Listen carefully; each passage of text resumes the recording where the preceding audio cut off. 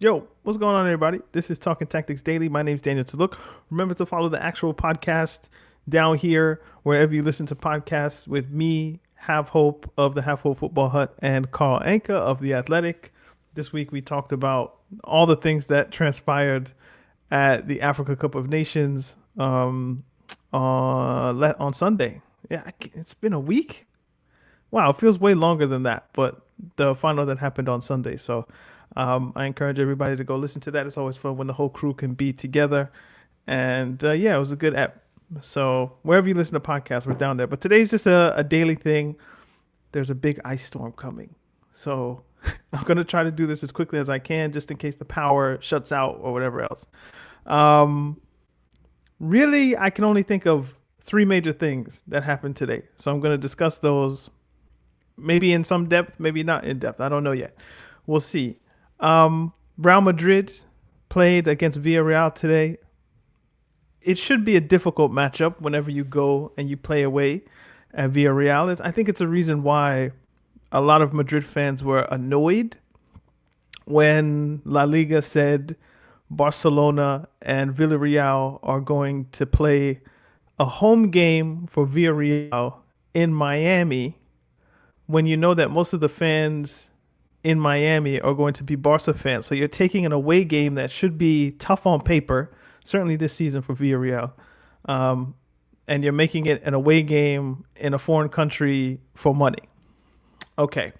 Uh, but Barcelona played that game and, they beat the brakes off Villarreal, if memory serves. Real Madrid didn't have a similar story, certainly not in the first half. I mean, there were chances here and there, but you wouldn't say Real Madrid were clearly clearing away better than Villarreal, certainly in the first half, if that was your evidence. Excuse me. Second half, I think Real Madrid, something happened in the dressing room. Probably the coach maybe gave them some instructions, some pointers. I could imagine players like Courtois or Bellingham or whoever it is, just kind of encouraging the guys. And they came out, I think, with a lot more intensity, a lot more kind of just control of the game. It didn't feel like the first half, the second half. And, Mbappe was able to score the first goal from a really, really good Vinicius dribble. We'll get to Vini in a second. So Pop Gay, who's back from the Africa Cup of Nations, kind of had a little blunder. He could have maybe cleared it, but stumbled and was on the ground. And Mbappe just kind of latched onto a ball in the 6-yard area, somewhere around there, and put it through the keeper's legs, 1-0. Of course, there were chances here and there. Villarreal had a really good set piece.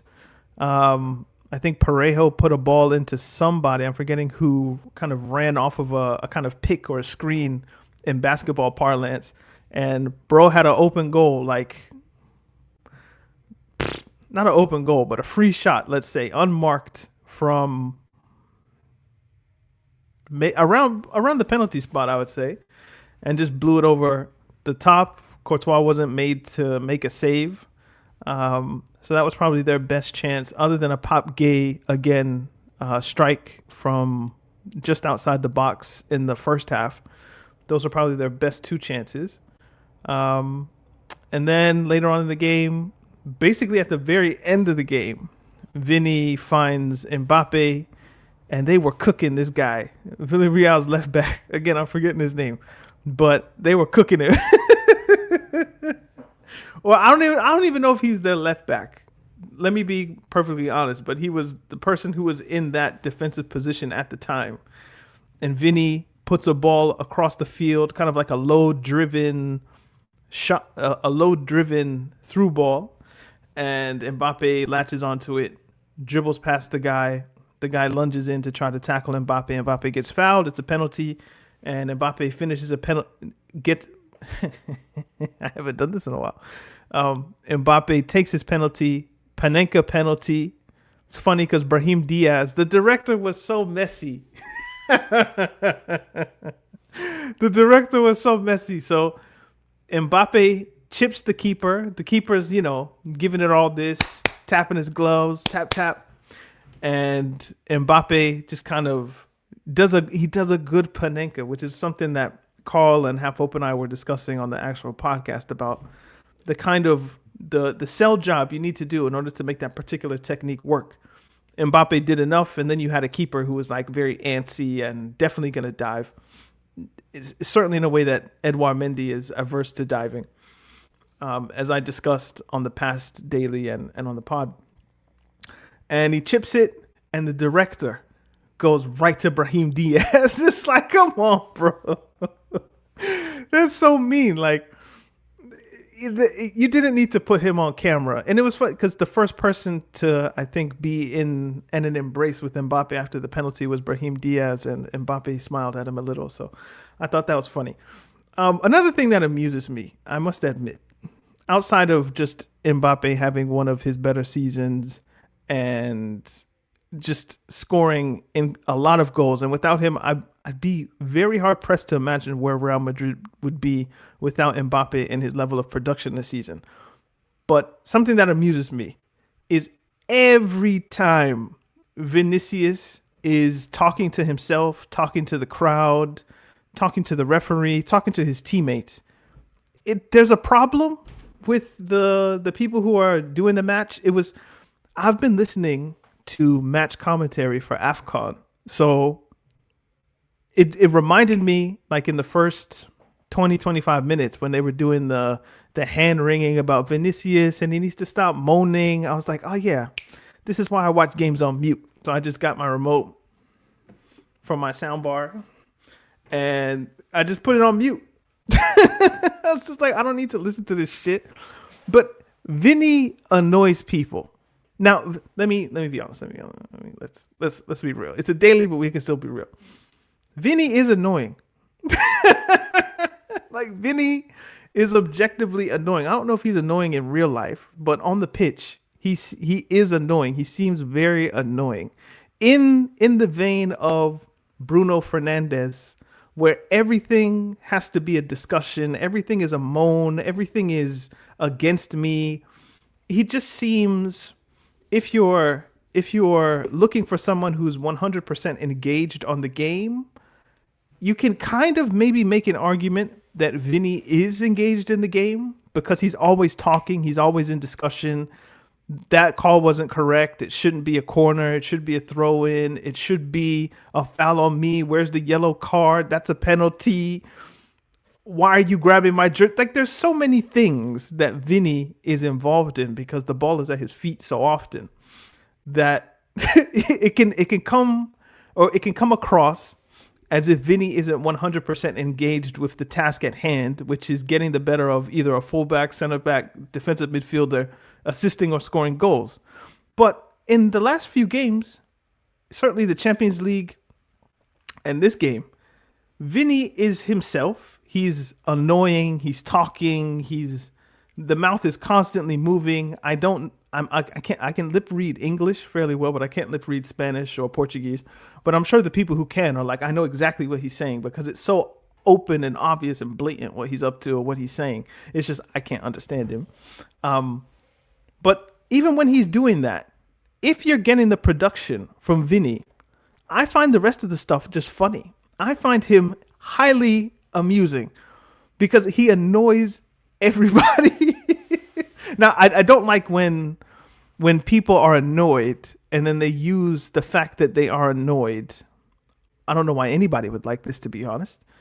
That it crosses the line into like the kind of Atletico Madrid, Valencia type of energy where it's just like, we're just going to be racist to him now because he annoys us so much. And he's provoked us into racism, which is just ridiculous. That annoys the shit out of me. And if we're going to include, I enjoy Vini riling those people up. I know exactly how he's making them feel.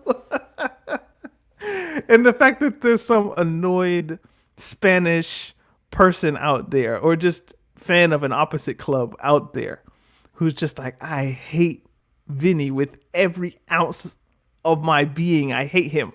I understand it. Even though I like him for it. And that's the one thing I don't like. I think I've stumbled onto the point that I'm trying to make here, which is there's a lot of discussion and rhetoric on this idea that Vini needs to focus more on the game. He needs to stop with the bickering and the moaning and the protestation and the lawyering, as I described with Bruno Fernandes, and just focus on your job. But I would make the case that he's always in argument because he's always focused on the game. He's always trying to get the better of his defender. He's always trying to get the better of the referee, of the opposing crowd, or whatever it is. Like, he feeds off the energy of being the pantomime villain. I don't have a problem with that. I like players like that. My favorite player of all time is Didier Drogba. He was the same way. he wasn't this bad, and he stopped the Civil War, but he wasn't this bad. But there was still like this energy of like, bro, I hate him because he's on the ground all the time. He's always arguing. He's always doing this. He's always doing that. I like my players to be engaged in the game. And I'd rather a player be talking, communicating his frustration rather than just being silent. They say that a lot of times in relationships. Like, if people are arguing, at least there's a chance that you can come to some sort of stasis, some sort of agreement, some sort of understanding. But once everybody just shuts up, then things are dead because you can't move, you can't progress, you can't go anywhere without a requisite level of communication. And I think Vini, he talks a lot. But when you're going to dribble people to get the assist for Mbappe's goal and then assist Mbappe for his penalty, it doesn't go down as an assist, but without his pass, that low-driven through ball, Mbappe's not getting it. So, yeah, I find I could talk about Vini after every Real Madrid game. It'll probably become a feature of this, but I just like that he's. Is he my favorite player playing now? Ooh, he's one of them. He's one of them. He's one of my favorite players playing for sure. My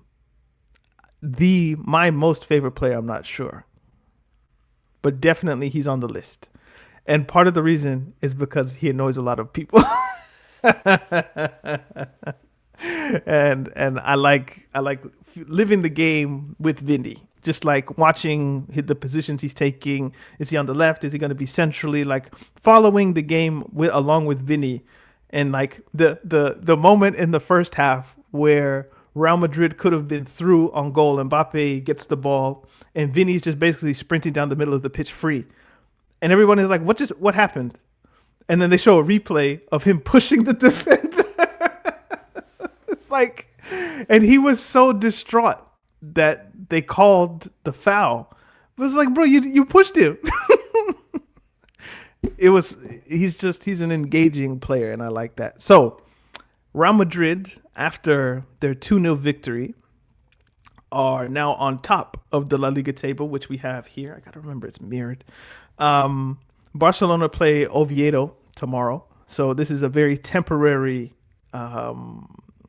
crown, or this is a very temporary position for Real Madrid.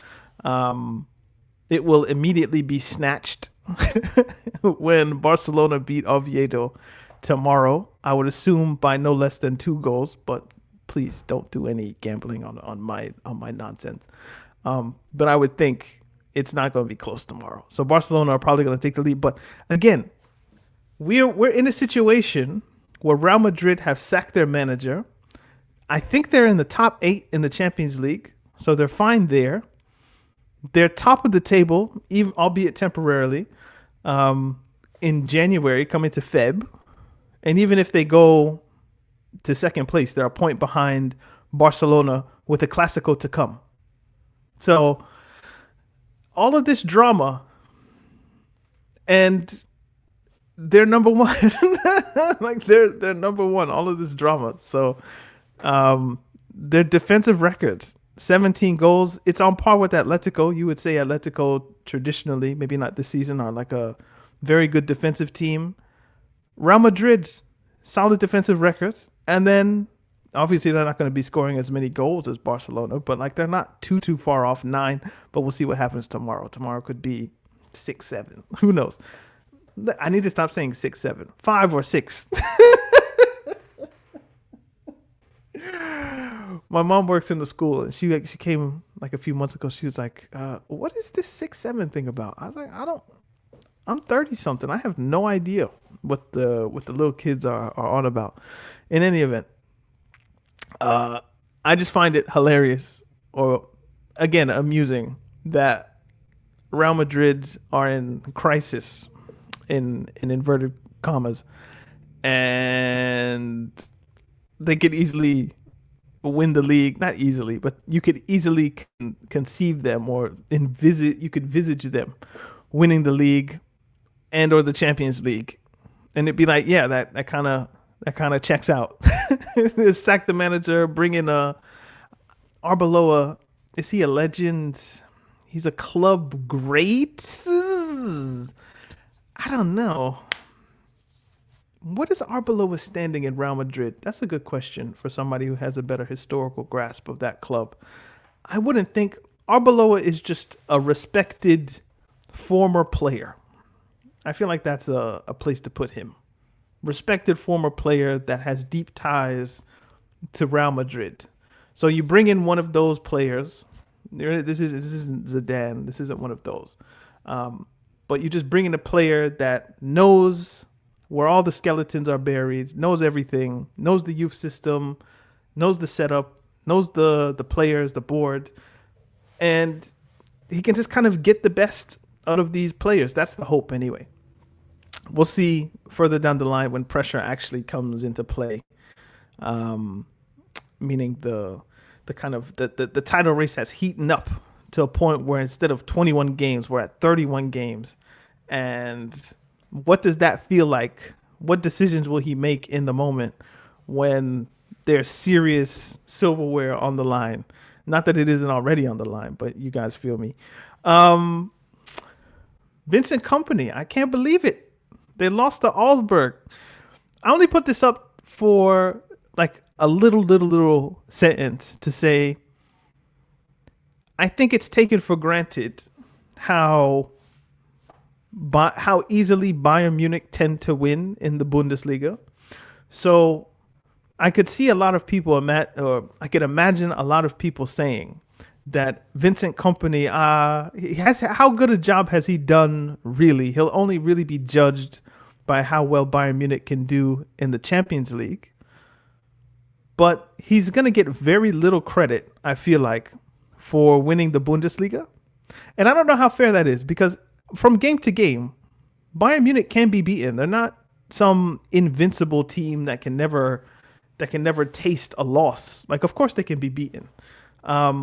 It's just their players usually, basically in every instance, are superior to their German opposition, but they can lose. And I think the knowledge, or the accepting that Bayern Munich are fallible and that they can lose in their own league, allows when they do win to be taken with a bit more. You can be a bit more. What's the right word? Because celebratory isn't the word I want. But you should be able to give a good manager who's doing a good job credit, even if you feel as if the league is weak or too easy. Put it that way. It's like Luis Enrique, for instance, last season, where people didn't want to give him credit for how well PSG were doing up until the moment where it was clear that they were the best team in Europe in the second half of the season. They win the Champions League for the first time. And then, oh my God, PSG is amazing. And Luis Enrique, he's one of the best coaches in the world, blah, blah, blah. It's like, yeah, but you got to give him credit for the work he's doing in the French league. And I feel like this as well with Vincent Kompany. Like, he needs more credit for how well Bayern are executing their league campaigns, even if we admit that they're on maybe... I don't want to undercut my complete argument. So I'll just say, even if we acknowledge that relative to the Bundesliga, Bayern Munich is a titan of a team and a heavyweight of a team. But, Augsburg came through. They scored, I think, a goal in the 80th minute, beat them 2-1. It's just good to know that Bayern Munich every once in a while can be beaten. And I think Vincent Kompany, in that instance, a loss almost colors his success in a different way. Let's talk about Liverpool. I'm very interested in what's going on with Liverpool. although I don't want this to run too long. So I'll try to get out of here on this. So Liverpool are down 2-0 against Bournemouth, away at Bournemouth. The first 2 goals you would say Vincent Kompany. Not Vincent Kompany. Light skin. We all look the same. Virgil van Dijk. He's on the screen for a reason, Daniel. Virgil van Dijk was partially to blame, I would say, for the first one. I don't know what he thought. Maybe he just wasn't thinking. But the ball is kind of looped up, and maybe he loses it or takes for granted that it's going out or that the Bournemouth player wasn't going to be able to control the ball. He does control the ball, slots it into Evan Nielsen, 1-0. Second goal, Carriquez gets beaten by a good pass on his outside. Virgil van Dijk is holding the Liverpool line basically like an inch or two too deep, and the Bournemouth player is free, scores a goal, 2-0. Van Dijk comes back at the end of the first half, scores a really, really good header, like a glancing header at the near post that beats Petrovic in his goal at the far post, I think. And so Liverpool are down 2-1 at halftime. And you're like, uh-oh, here we go again. Because I think they've drawn 4 straight games in the league, or they've dropped some number of points that's just really bad in a row. So then Liverpool get 2-2. Szoboszlai is having a really, really, really, really, really good season for Liverpool. It's one of those ones where like Liverpool are performing below their level, and I think most people understand that. At the same time, you can have individual seasons or performances from players where they're having their best season while the team is suffering. And Szoboszlai is in that kind of area where it's like, I'm having my best season, arguably, for this club, but yet the club is doing worse. So it's interesting how that can happen. It happens all the time. There's some where Liverpool are having a great season and some players having their worst season. So it works out like that sometimes. But Liverpool have a free kick. I think Mohamed Salah kind of lays the ball off to Szoboszlai, who can obviously hit the ball very, very well. And he beats Petrovic and get 2-2. 94th minute. And this is after, in the 80th minute, it was like Bournemouth had a chance, Liverpool had a chance, Bournemouth had a chance, Liverpool had a chance. There were like 4 or 5 chances where anybody could have won the game. And was it Adli, the Moroccan, by way of France, last kick of the game. I think they restarted the game. So the penultimate kick of the game is the goal that wins Bournemouth the game. And Liverpool have dropped 2, 4, 6, 8, 11 points in quick succession. So I wonder, because Arne Slot was asked very crudely and rudely in the Champions League press conference, have you talking to Xabi Alonso? Is he coming for your spot? Whatever it is. Obviously, that was just like a very, again, rude, crass question to be asked in a press conference like that. And he kind of made a joke out of it. I do wonder how much slack Arne Slot has from winning the league. It's not as if we haven't seen managers who won the league get sacked the next season. You can obviously think of Mourinho 2015-16. You can think of Ranieri after winning in 16-7. No. Also, so back-to-back seasons. Mourinho won 14-15, was sacked 15-16. Ranieri won 15-16 and was sacked 16-17. So it can happen, but it's very, very rare, or incredibly rare, that would happen. So I don't think Slot should be worried for his job as such. But when I look at their team, I do think you guys should be playing way better football than you are. And they're not. Defensively, bad. And of course you can put it down to injuries and we're missing players and all of this and all of that. But the midfield doesn't look as good. The attack isn't as fluid. The only thing that you can maybe give a bit of, that looks the same, is Alisson. I think Alisson is, one of the top 5 goalkeepers in the world, and he hasn't fallen off from that ranking, at least in my mind. But yeah, Liverpool are in a very interesting betwixt and between kind of place where you should be better. You're not horrible. Like, the season really, really, really could have been bad. And they recovered it to an extent after that first wobble that they had after that run of in amazing finishes that they had to start the season, where they had won 5 out of 5, and a lot of them were like at the death. Then they started getting their actual comeuppance by not playing well. Now they've reached another point where it's another one of those just rocky patches in the season, and it's the second time Slot's had to deal with this in his Liverpool tenure. And I wonder how many of these can he afford before people start thinking, who is this, or what is this? Because the credit, pieces of the credit anyway, for last season are still being placed at Jurgen Klopp's feet, in terms of that was a Klopp team, and you didn't tinker with too much. You just kind of maneuvered Klopp's chess pieces for him, but he had left you a pretty good position on the board, if you will.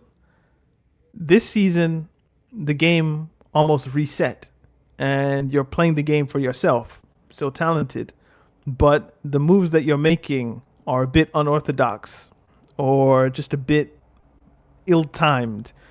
And yeah, I do wonder what the future for Arne Slot is. It's not necessarily a comment. I don't think he's in danger. So it's not a comment on like some immediate sacking or anything like that. I think that would be incomprehensibly rash for Liverpool and Fenway Sports Group to conceive. But I'm questioning. I'm thinking aloud about how good is Arne Slot really, if you want to go into like the kind of talking tactics lore. How good is Arne Slot really? It's a question. It's more for you in the comments to answer. And maybe it's unfair to judge him fully on this season with so much change, the death of a player, all of the injuries that Liverpool have been saddled with. So I can come up with excuses for him, but at the end of the day, I don't know how much even I would believe those excuses. So let's look at the table. So Barcelona play Oviedo, and the other thing I was supposed to remember was Arsenal play Manchester United tomorrow. So Manchester City beat Wolves. Everybody beats Wolves except, a couple teams. Who lost to Wolves? Was it West Ham? West Ham won today too. You lost to Wolves, bro? I can't believe Nuno kept his job if he did. I haven't checked. Then you know what? Let me check right now. I'm going to go mad blurry. Nuno Espirito Santo.